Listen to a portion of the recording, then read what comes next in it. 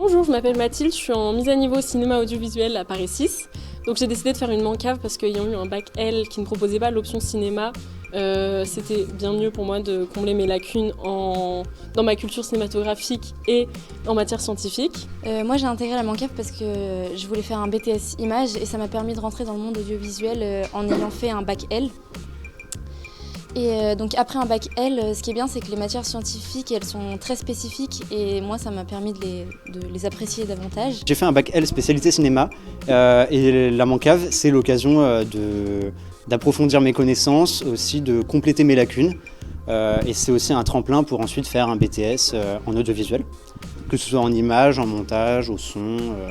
Alors j'ai intégré la mancave car à la sortie de mon bac professionnel, je n'avais pas encore fait de cours de cinéma et je voulais intégrer un BTS audiovisuel mais spécialisé dans le cinéma. Donc la mancave m'a permis d'approfondir mes connaissances dessus. Dans un bac STMG, j'ai réussi à rentrer dans la mancave pour pouvoir rentrer l'année prochaine dans un BTS option montage. J'ai la mancave parce que je me suis toujours intéressé au milieu de l'audiovisuel et je souhaite intégrer un BTS, soit un BTS montage, soit un BTS en métier de l'image.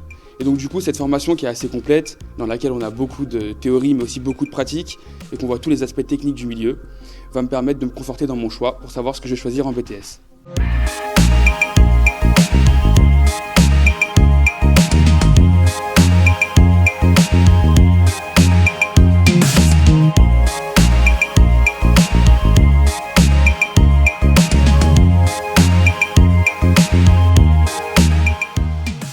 En mancave, on fait pas mal de matières. On a par exemple la physique appliquée, qui est quand même très intéressante parce que c'est vraiment en lien avec l'audiovisuel.